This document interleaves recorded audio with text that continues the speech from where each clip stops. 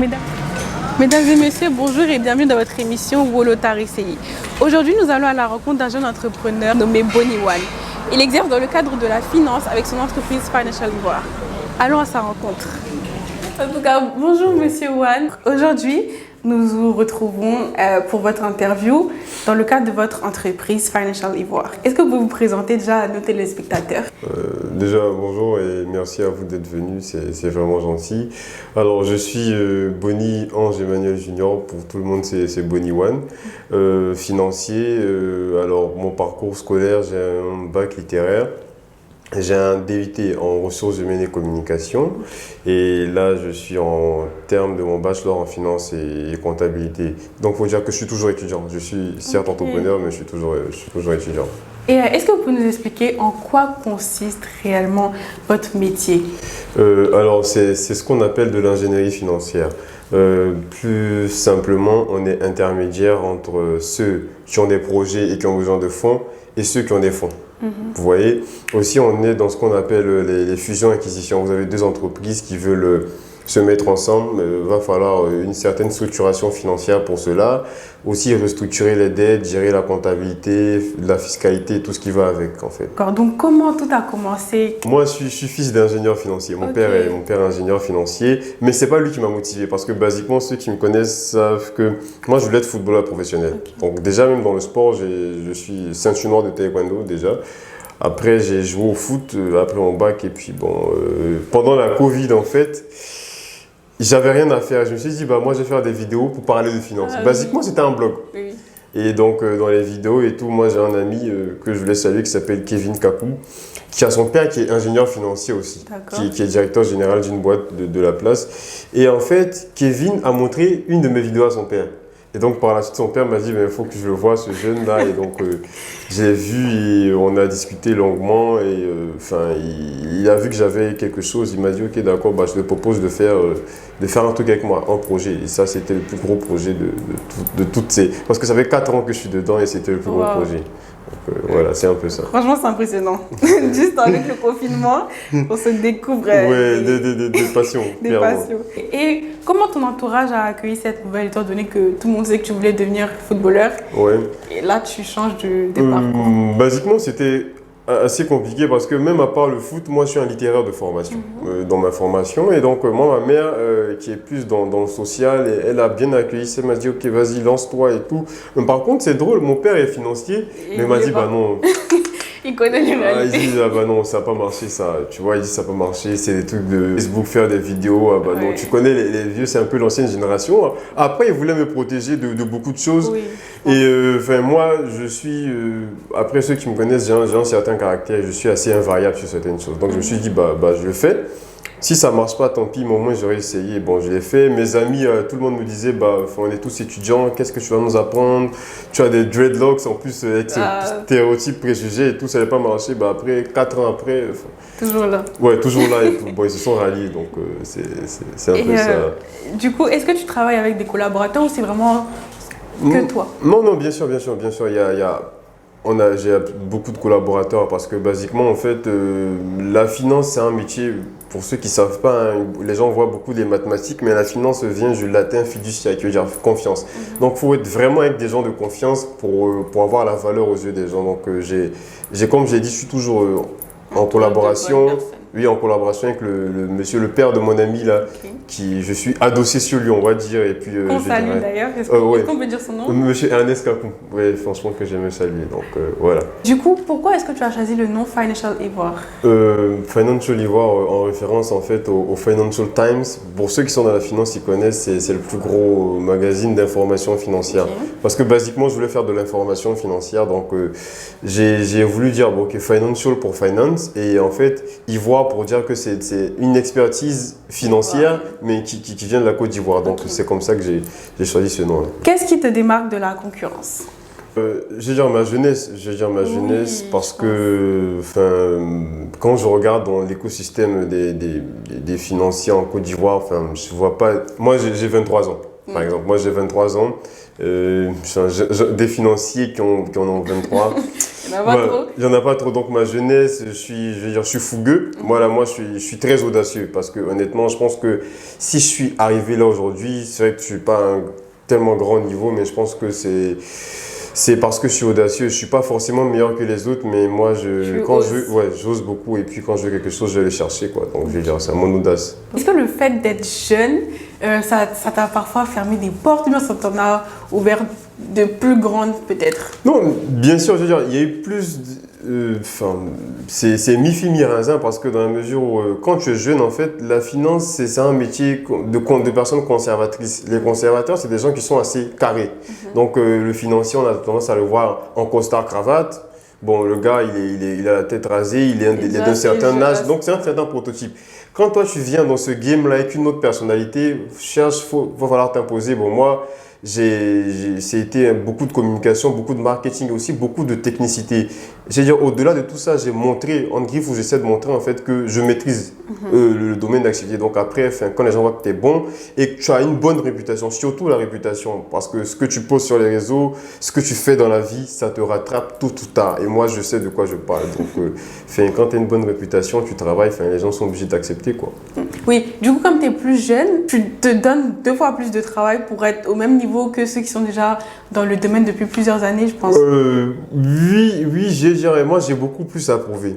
Tu vois, moi j'ai pas 20 ans de carrière, donc j'ai beaucoup plus à prouver, donc je taffe au max. Parce qu'en fait, ce qui fait la différence entre moi et quelqu'un qui a 25 ans de carrière, je veux dire, c'est la stratégie, c'est plus la technicité. C'est-à-dire que moi, je peux voir les choses 2 ans, 3 ans, lui voit les choses 10 ans, 15 ans plus tard. C'est pas la même manière de voir les choses, donc j'essaie en fait de copier ce qu'ils font, et aussi d'ajouter ma touche personnelle, parce que c'est ce qui me fait, quoi. Quand tu me vois, tu sais que c'est moi, parce que voilà. Donc, quand j'étais plus jeune, j'étais au collège et tout, j'avais plein de remarques. Quand j'ai commencé l'université, j'avais des remarques. Mais en fait, j'ai compris une chose, c'est que si tu t'affirmes, si tu t'affirmes, le travail est au-dessus de tout. Ouais. Honnêtement, hein, moi, Dieu, par exemple, je vois Dieu comme le travail. Je peux t'assurer que moi, des meetings, des réunions, des discussions avec des gens, j'en ai eu assez. Personne ne m'a dit pourquoi tu as des dreadlocks. Ou m'a dit, c'est quoi ton style? Non. Les gens ne s'attardent même plus sur ça. Parce que si tu es en costard, cravate, tu es réglo, tu t'exprimes bien, tu maîtrises, on te recommande. Voilà. Après, ça passe crème. On se dit, bon, peut-être que c'est son style ou c'est un américain. Après, les gens, le mythe de l'étranger, donc quand on me voit, on dit, bon, c'est un petit américain, ça passe. C'est un petit choco. C'est un petit choco. Mais sinon, jusqu'à présent, je n'ai pas eu. Ok. Et quelle est ta meilleure réalisation? Celle dont tu es le plus fier, en tout cas? Je sais pas, je vais dire, il y en a plusieurs entre le premier projet. Bon, ouais, je vais dire mon premier projet parce que c'est drôle. Aujourd'hui, la baguette de pain est passée à 200 en Côte d'Ivoire, mais je pense qu'il y a 3 ou 4 ans derrière, moi j'ai fait une étude pour le ministère des PME de l'époque où je disais ça. Tu vois? Et je l'ai fait avec le monsieur Ernest Kakou, en fait, j'avais rédigé ça, on leur a envoyé ça, pour leur dire, attention, il faut qu'on cherche maintenant à faire du pain à base de farine de banane plantain ou de farine de manioc et tout. Donc, on était un peu précurseurs de ça. Bon, après, on va dire, on nous a pas écoutés, on nous a écoutés. Je pense que le gouvernement fait de son mieux, mais voilà, quoi, où on en est arrivé. Donc, je pense que c'est ma plus grande fierté. Okay. C'était mon premier projet. Non, c'est vraiment bien, en tout cas. Ouais. Et une anecdote ou un fait marquant par rapport à tout ton parcours entrepreneurial et même avec Financial War? Une anecdote, je vais dire, avec Stanislas Zézé. Avec Stanislas Zézé, c'est mon modèle, c'est mon tonton, c'est mon mentor. Il y a lui et il y a un autre qu'on ne connaît pas beaucoup qui s'appelle Youssouf Rarius, qui est extrêmement jeune. Je pense qu'il a 30 ans, ce sont mes 2 modèles. Mais Extane, en fait, quand on s'est rencontrés, c'est-à-dire que c'était vraiment un rendez-vous entre tonton et petit, entre grand frère et petit frère. Parce que quand je suis arrivé, en fait, il m'a dit tu te sens comment quand tu portes sous cette rouge?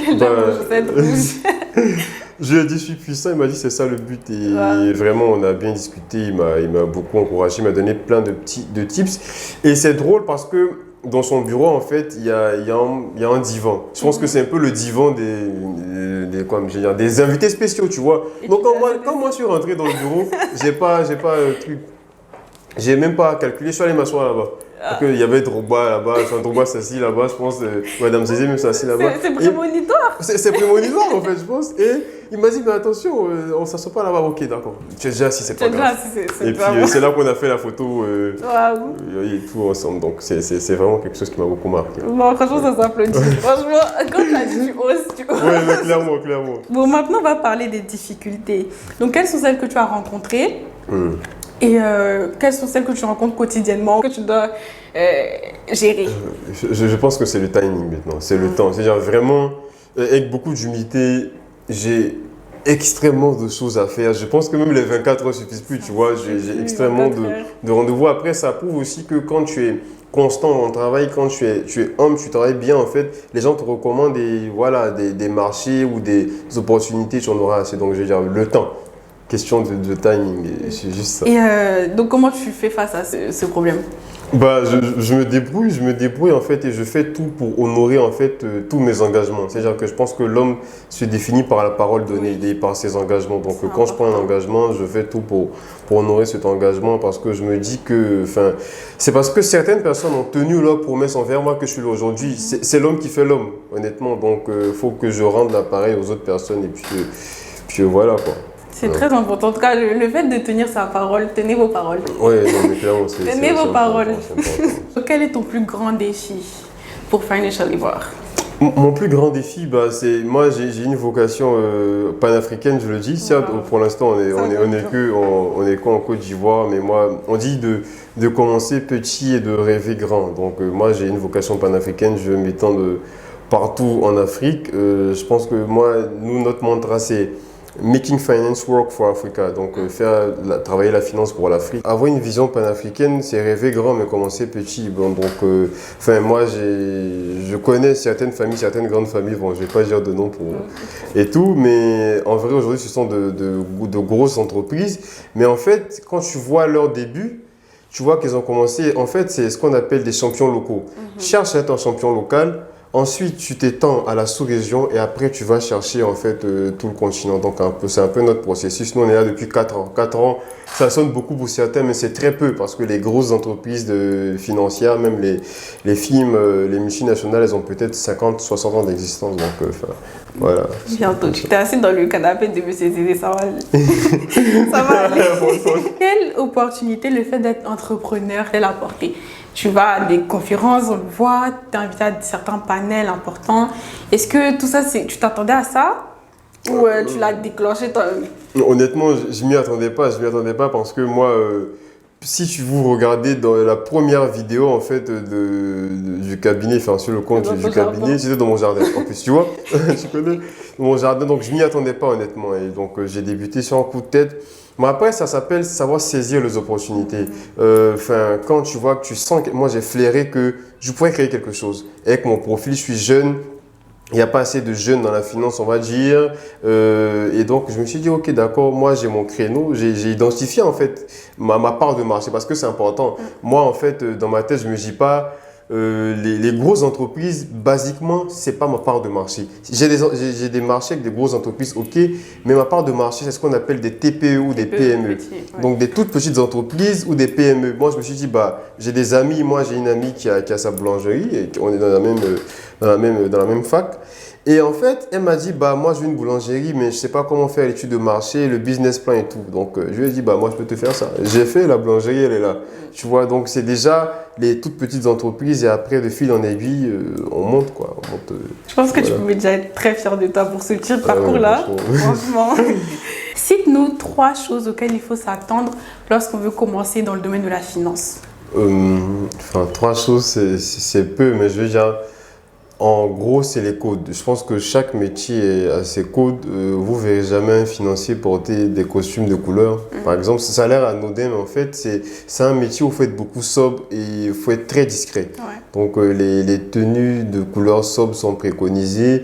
Il y a la réputation. Ça, c'est le plus important et c'est la base de tout parce que les gens ne s'en rendent pas compte, mais tout ce que vous faites dans la vie vous rattrape. Si vous vous comportez bien, je sais pas, vous êtes bien comporté 4 ans en arrière, vous allez voir qu'aujourd'hui, ça va avoir des fruits. Donc, la réputation.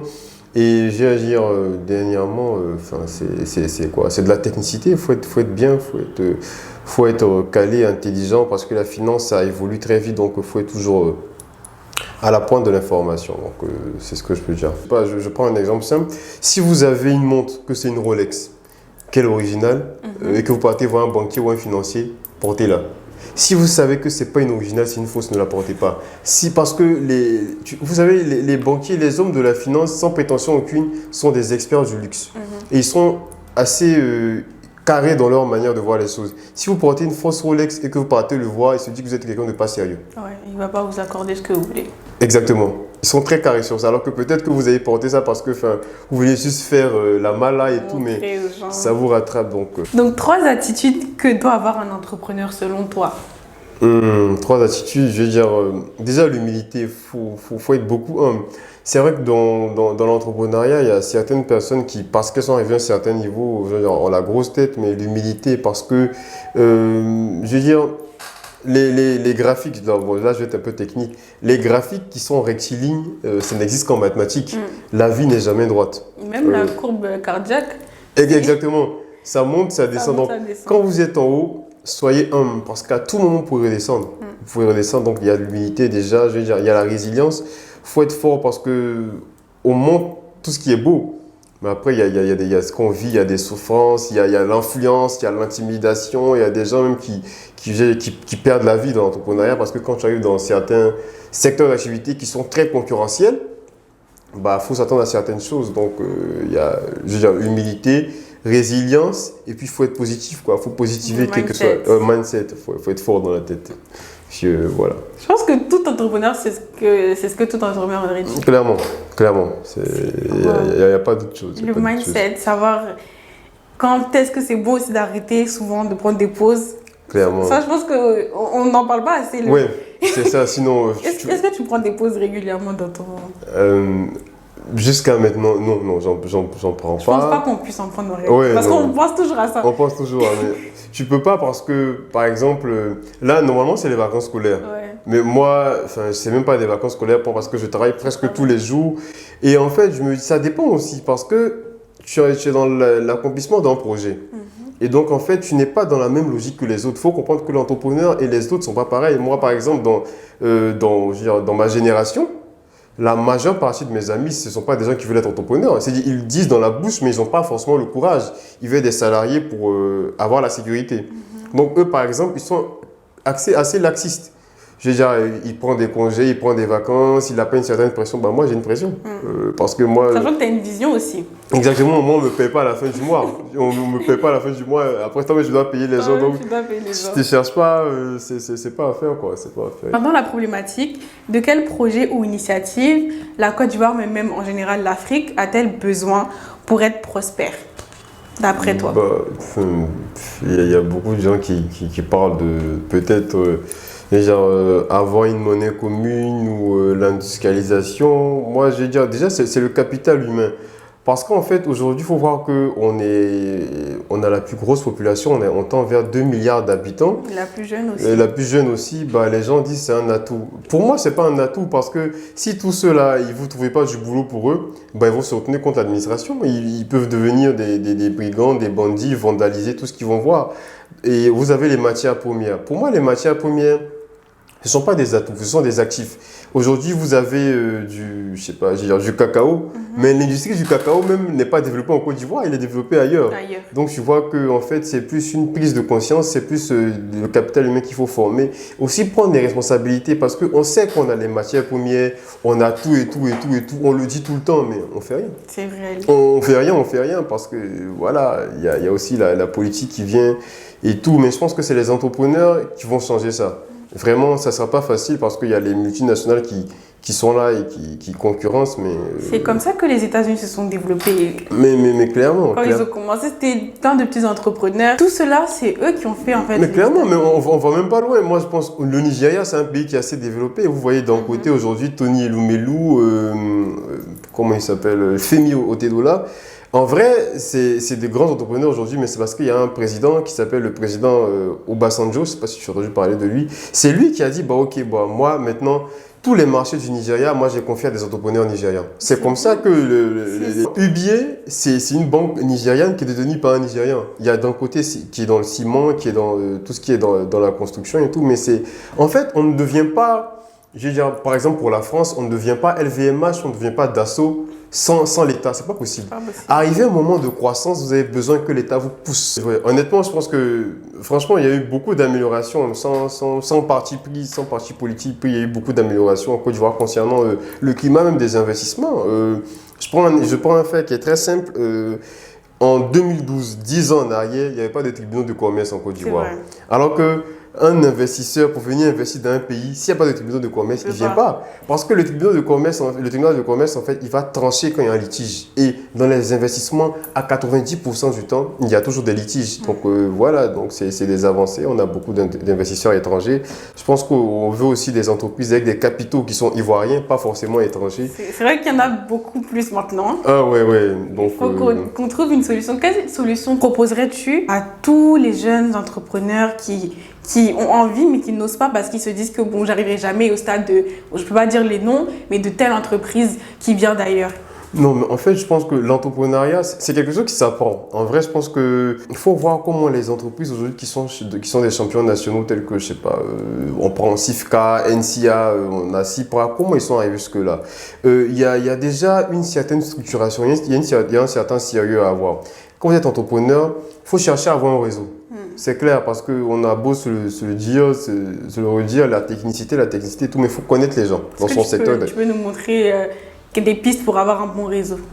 Comment toi, tu as fait pour trouver ton réseau? Moi, honnêtement, pour trouver mon réseau, je dis toujours que pour que tu comptes dans l'univers des hommes, il faut présenter un partenariat gagnant-gagnant. En fait, moi, je me dis, à travers ce que je présentais, à travers le fait que je me présentais comme un intermédiaire financier qui allait permettre aux gens qui ont des projets d'avoir du financement, je me suis créé un réseau. Parce que le gars qui est dans l'immobilier, il se dit, bah, moi, je veux un financement, ok, je veux voir ce monsieur-là. Je lui trouve du financement, mais après, il se dit, moi aussi, je lui dis, mais j'ai un contact dans l'immobilier, parce qu'il n'est pas n'importe qui dans l'immobilier. Donc, de fil en aiguille, ton nom, la réputation, ce gars-là, Boni, enfin, tout le monde veut te voir, parce que, voilà quoi, chacun cherche à s'agripper. C'est une question d'intérêt, en fait. La vie, c'est une question d'intérêt. Ouais. À part, d'intérêt. même pour moi, l'amour, c'est un intérêt. Qu'est-ce que tu m'apportes? Exactement. L'amour, c'est un intérêt noble. C'est pas intéressé par autre chose, mais c'est un intérêt. Donc, c'est qu'est-ce que tu m'apportes. Et puis voilà quoi. Chercher à montrer ce qu'on peut apporter aux autres, toujours. Pour toi, ce serait d'avoir des championnes nationales? Oui, des champions. Et de sous-région. Oui, des champions nationaux, parce qu'en fait, il y a 3 standards. Bon, ben, je ne connais pas les standards en français, mais il y a ce qu'on appelle des local champions, il y a ce qu'on appelle des regional powerhouses, il y a ce qu'on appelle des global challengers. Donc, en fait, le champion local, par exemple, il va être une entreprise qui se défend bien en Côte d'Ivoire. Le champion régional, il va être une entreprise qui est assez bien établie dans la sous-région. Il y a le champion du continent même. Lui, franchement, lui va essayer de, combattre entre griffes avec des multinationales parce qu'il est bien installé en Afrique. Et tout ça, c'est une question de réseau pour avoir déjà les capitaux. Parce que en fait, il faut comprendre que le financement, là, moi, je ne sais pas comment les gens le voient, mais moi, en tant que financier, le financement vient pour t'aider à étendre ton activité. Tu es un champion national, tu veux devenir champion régional, j'ai besoin de financement. Soit c'est un apport en equity, donc c'est des fonds d'investissement, soit c'est de la dette, donc c'est de la banque. C'est comme ça qu'il faut voir le financement, pas voir le financement comme quelque chose qui va t'aider à commencer ton activité. Sinon, tu ne seras jamais financé. Tu as un projet de milliards, il faut avoir au moins des centaines de millions. Au moins. À moins que tu commences ton projet tout petit et puis voilà, tu te dis dans 10-15 ans, tu auras des milliards, quoi. Donc, Monsieur Boniwan, quel message pourrais-tu faire passer à tous les jeunes entrepreneurs, mais aussi ceux qui veulent se lancer dans la finance? Exact. Alors, je voulais dire que et ça s'applique à tous les secteurs d'activité. Il y a une règle primordiale qui dit qu'il faut s'inspirer de nos dévanciers. Donc, parce qu'il n'y a rien de nouveau sous le soleil. Lorsqu'on s'engage dans un secteur d'activité, et précisément dans une certaine typologie de prestation de services. Par exemple, moi qui suis dans la finance, il y a la private equity, il y a la banque commerciale, il y a la banque d'affaires, il y a l'ingénierie financière. Il faut essayer de voir en fait ce que les gens ont déjà accompli. D'une part, s'inspirer d'eux et d'autre part, d'apporter ta valeur ajoutée. Parce que c'est ta valeur ajoutée en fait que tu vas pouvoir capitaliser. Ce qui va faire que les gens vont partir chez toi et pas forcément chez les autres. Il faut avoir beaucoup d'humilité. L'humilité d'aller chercher le conseil chez les autres, ça c'est quelque chose qu'on ne dit pas assez, mais on se dit par exemple, bon, enfin, moi j'ai un bac plus 5, donc qu'est-ce que je vais faire? Aller demander du conseil à quelqu'un qui a un bac plus 3, alors que faut comprendre qu'on n'est pas le dieu de son entreprise, on n'est pas expert en tout, c'est impossible. C'est pour ça que les conseils d'administration existent. Dans le conseil d'administration, tu as des administrateurs qui sont issus de différents secteurs d'activité qui vont te dire par exemple, pour le marketing de ton entreprise, je te conseille ça. Pour la communication, je te conseille ci. Donc, il faut avoir l'humilité d'aller chercher du conseil vers les autres personnes. Et puis, je veux dire, il faut être résilient. Il faut croire en son projet parce qu'il peut arriver que même vos parents, même votre copine, votre entourage ne croient pas. Mais je vous assure que moi, j'en ai fait l'expérience. Ça, c'est une petite anecdote. En fait, quand j'ai commencé, mon père disait c'est pas sérieux, va à l'école, finis tes études. Mais je pense que 3 ans après, il m'a dit, mais ton truc là, moi j'ai rentré dans le capital, hein. Je pense que tu t'en sors bien, donc c'est comme ça. Les gens ne nous aiment pas forcément parce qu'ils nous aiment pas, mais ils se disent qu'ils n'ont pas forcément confiance. Donc il faut montrer patte blanche, il faut montrer qu'on doit avoir confiance en vous et puis je pense que ça va le faire. C'est pas facile, hein. Moi je le dis en quelques minutes, mais c'est pas du tout facile. C'est des nuits blanches, c'est des frustrations et il y a beaucoup de frustrations. Et je veux dire, mon dernier point, c'est d'éviter le match vu. C'est-à-dire qu'on est dans un monde aujourd'hui où on nous fait miroiter beaucoup de choses sur les réseaux sociaux. Certaines personnes sont milliardaires, d'autres ne sont pas, sont des faux milliardaires. Mais je pense qu'il faut vivre selon ses moyens. Quand on est entrepreneur et qu'on veut vraiment monter son business, il faut déjà utiliser ces moyens qu'on a à disposition et l'investir dans son business. Ce n'est pas la peine d'aller flamber, je ne sais pas, à Sini et puis le lendemain, tu as plus d'argent pour continuer ton business. Donc voilà, il faut vivre selon ses moyens et puis voilà, on est ensemble. En tout cas, merci Bonnie One pour cette interview exceptionnelle que tu as pris avec amour, si je puis dire. On voulait te dire merci, mais aussi te souhaiter un bon courage dans tes activités. Franchement, on est de tout cœur avec toi pour ce projet. Et on te souhaite d'aller très loin. Merci beaucoup. Et j'aimerais aussi vous féliciter pour Wolotari Côte d'Ivoire parce que franchement, c'est innovant et ça met aussi en lumière les entrepreneurs qui se battent forcément dans le noir qu'on ne voit pas. Et donc, je pense que c'est une initiative à encourager. J'espère que tu vas continuer parce que franchement, quelles que soient les embûches, moi, je serai là pour te soutenir. Je pense qu'il y a... Puis voilà quoi. En tout cas, merci. Mesdames et messieurs, merci d'avoir suivi cette émission. On se retrouve très prochainement dans un nouveau numéro de Wolotari CI avec un nouvel invité. Et sur ce, on se dit au sommet.